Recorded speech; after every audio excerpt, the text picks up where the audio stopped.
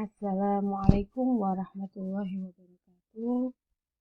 Kita bertemu lagi dalam pelajaran matematika kelas 9. Ini pertemuan kedua ya. Kita akan melanjutkan materi kita tentang bilangan berpangkat dan bentuk akar. Oke, dengan kompetensi yang masih sama, bab ini akan membahas tentang operasi bilangan berpangkat bulat dan bentuk akar serta masing-masing sifatnya. Nah, sebelum kita masuk, kita review dulu ya yang kemarin. Kalau ada A pangkat M dikali A pangkat N dengan basis yang sama, yaitu A, pangkatnya kita tambah. Jadi kalau perkalian, pangkatnya ditambah. Kemudian kalau ada pembagian, pangkatnya dikurangi. A pangkat M dibagi A pangkat N sama dengan A pangkat M dikurangi N. Kemudian sifat ketiga, kalau ada A pangkat M dipangkatkan N, itu pangkatnya itu dikali. Jadi kalau ada kurung, pasti dia dikali pangkatnya. Kemudian kalau ada seperti ini, A kali B dalam kurung dipangkatkan M, semua komponen yang ada di dalam kurung ini wajib dipangkatkan. Jadi A-nya dipangkatkan, B-nya juga dipangkatkan. Ini kalau dalam kasus kemarin, di tugas kemarin ya, banyak yang masih koefisiennya belum dipangkatkan, padahal pangkatnya semuanya harus dipangkatkan. Sifat kelima, kalau ada pembagian bentuk pecahan seperti ini, dipangkatkan M, berarti pangkatnya atas dipangkatkan, penyebutnya juga dipangkatkan. Kemudian kalau ada A pangkat min N sama dengan 1 per A pangkat N, jadi dijadikan penyebut ya, dengan N-nya itu berubah jadi positif. Kemudian kalau ada A pangkat 0 sama dengan 1, di mana A itu tidak sama dengan 0.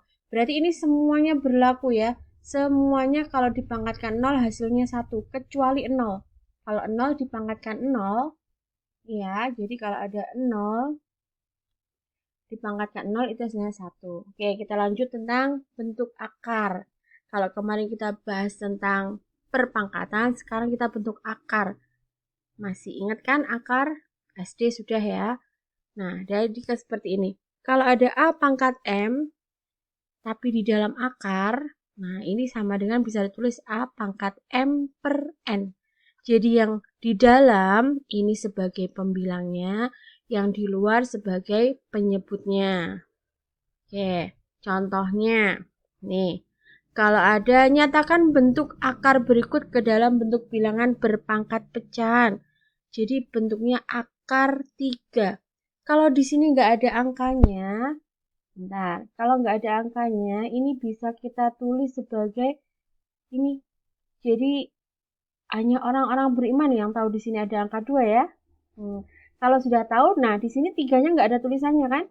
Ini bisa ditulis sebagai 3 pangkat 1. Berarti kalau sesuai dengan rumus ini, jadinya 3 pangkat 1 per 2. Ini pangkatnya bentuknya pecahan. Nah, gimana yang B? Kalau di sini ada akar 625, jadi bacanya akar pangkat 3 dari 625. Gimana ngerjainnya? Kita selesaiin dulu ya di dalam kurung. Kita selesaiin 625 dulu. Nah, 625. Ini bisa ditulis sebagai berapa ya? Ini sepertiga ya yang di luar ya, karena di sini 625 pangkat sepertiga. Boleh ditulis seperti ini. Jadi 625 pangkat sepertiga. Nah, biar cantik kita sederhanain lagi. 625 itu kira-kira berapa? 625 itu 5 pangkat 4. Nah, ini kita kurung, masih di dalam kurung. Tadi kan yang di luar sudah 1 per 3. Nah, ini bisa ditulis biar rapi, ditulis dalam bentuk pangkat, itu 5 pangkat 4 per 3. Ingat ya, ini pangkat, bukan perkalian. Nah, seperti ini. Next. Yeah. Operasi aljabar pada bentuk akar. Nah, kalau ada aljabar, penjumlahan seperti ini ya. Jadi ada A akar B ditambah C akar B. Di sini sama-sama akar B. Diperhatiin. Ini akar B, ini juga akar B. Ini bisa dijumlah koefisiennya. A ditambah C kali, ini kalau nggak ada tandanya kali ya, akar B. Ini seperti kayak gini. Nah, coba cek aja. Kalau kita kalikan pelangi seperti ini, hasilnya pasti sama. Kemudian, berlaku juga kalau pengurangan. Nih, tanda pengurangannya tadi kan penjumlahan, sekarang pengurangan. Sama-sama punya akar B. Boleh seperti dituliskan seperti ini. Kemudian untuk perkalian. Nah, untuk perkalian sama seperti proses aljabar ya. Kalau A akar B dikali C akar D, berarti yang sama-sama koefisien bulat ini kita kalikan aja, taruh di depan. Nah, biar rapi di depan. Nah, yang di dalam akar, selama di sini akarnya sama, itu boleh dijadikan satu akar. Jadi, aturannya akar B kali D. Jadi, kalau nggak ada titiknya, dikali ya tandanya. Oke, selanjutnya, kalau ada pembagian juga sama. Kalau ada akar A per akar B, ini bisa disatukan. Asalkan ingat, ini akar darinya harus sama. Oke, kita masuk ke soal, ke contoh soal. Nah, seperti ini. 5 akar 2 ditambah 7 akar 2. Sama-sama punya akar 2 kan? Berarti koefisiennya, ini namanya koefisien kan? Bisa ditambah 5 tambah 7, sama-sama punya akar 2. Berarti 12 akar 2. 5 tambah 7, 12. Ini hubungannya perkalian, jadi 12 akar 2. Ini kali ya, nggak perlu ditulis kalinya. Kemudian, nah seperti ini. Kalau ada 10 akar 3 dikurangi 4 akar 3. Nah, sama-sama akar 3 kan? Kalau sudah expert, sudah paham, langsung aja. 10 dikurangi 4 berapa? 6. Nah, sama-sama punya akar 3. Tinggal ditulis aja. Selanjutnya nomor 5. Sama ya. Kalau ada operasi penjumlahan dan pengurangan, asalkan ini basisnya, ini akarnya ini sama semua.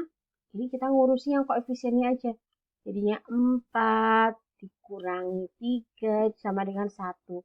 1 ditambah 2 hasilnya 3. Nah, tadi kan sama-sama punya akar 7 kan? Kita tulis di sini. Oke. Nah, gimana kalau model kayak gini ya? Nah, ini kan akar 200 ditambah akar 50. Boleh nggak langsung ditambah? Nggak boleh. Karena ini masih akar 200 ditambah akar 50. Gimana caranya? Nah, kalau ada soal seperti ini, kita harus ingat konsep bilangan berpangkat. Masih ingat kan? 1 kuadrat itu berarti berapa? 1. Terus 2 kuadrat itu 4. Dan seterusnya ya, didapatkan hasil 1, 4, 3 kuadrat 9, terus 16, kemudian 25, kemudian 36, dan seterusnya. Kalian harus ingat. Jadi kalau ada 200 seperti ini, boleh ditulis. Nah, 200 itu kan 100 dikali 2. Jadi 100-nya dapat dari mana? Kita ambil dari salah satu bilangan kuadrat. Wajib yang bilangan kuadrat.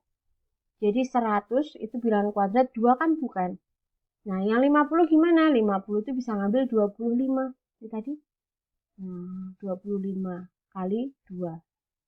Setelah dikeluarkan, kan bisa dipecah. Kalau tadi akarnya boleh digabung, dipecah pun nggak apa-apa. Jadi kalau ada akar 100 kali 2, itu bisa ditulis akar 100 kali akar 2. Yang di sini juga sama, akar 25 dikali akar 2.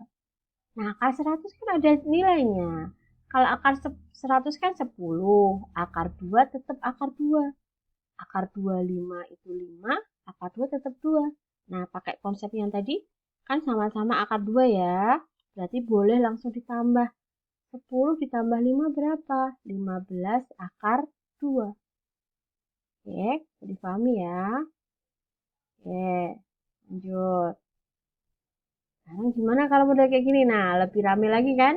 Kalau ada soal kayak gini, nah, ini kita selesaiin dulu ya. Coba kita pahami dulu. 48 itu kira-kira berapa kali berapa ya? Ingat, salah satunya harus bilangan kuadrat. 48 itu 16 dikali 3. Oke, dikurangi 12 ini yang 3-nya di depan tetap ya, koefisien depan. Nah, 12 itu berapa kali berapa? 12 itu salah satu bilangan kuadratnya adalah 4 kali 3. Nah, terus 5-nya tetap, ini koefisien 27. 27 itu berapa kali berapa? 27 itu 9 kali 2. Nah, kalau sudah, kita keluar nih kayak tadi nih. 6, ini kan koefisien, tetap dia nggak berubah. Nah, kalau sesuai dengan rumus yang tadi, akar 16 ini dikeluarkan. Akar 16 berapa hasilnya? Kan 4. Oke, terus 3-nya ketinggalan di sini. Akar 3. Oke, kurangi. 3, akar 4 itu berapa? Akar 4 itu 2, akar 3-nya ketinggalan. Tambah. 5-nya tetap.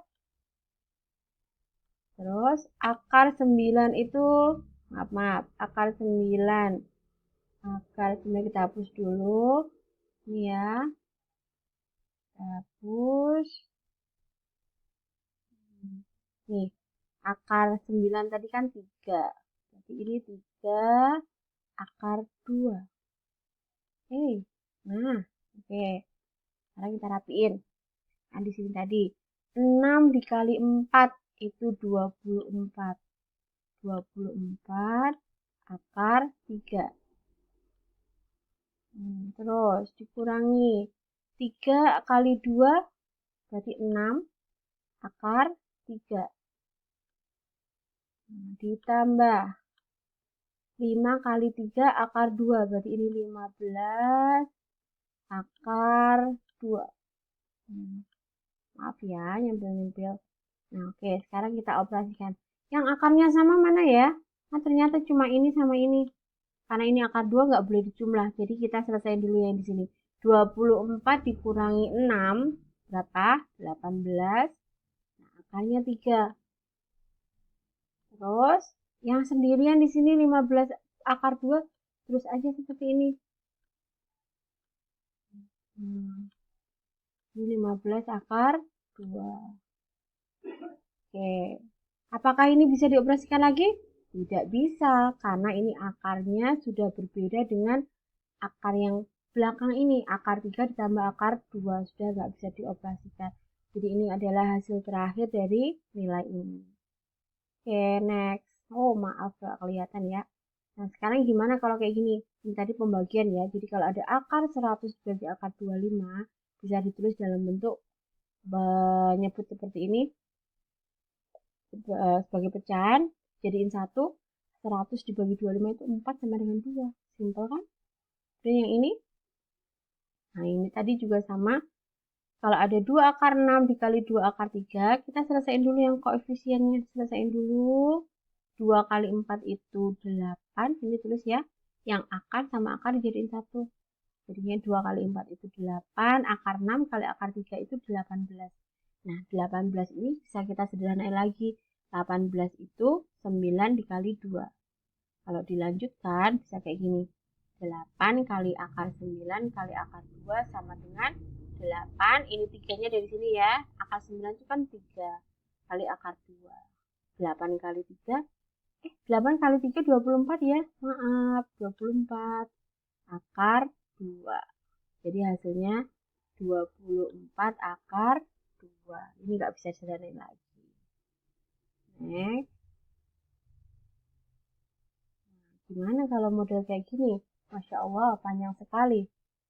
Nah, kita tunggu sampai di sini kita bahas lagi ya.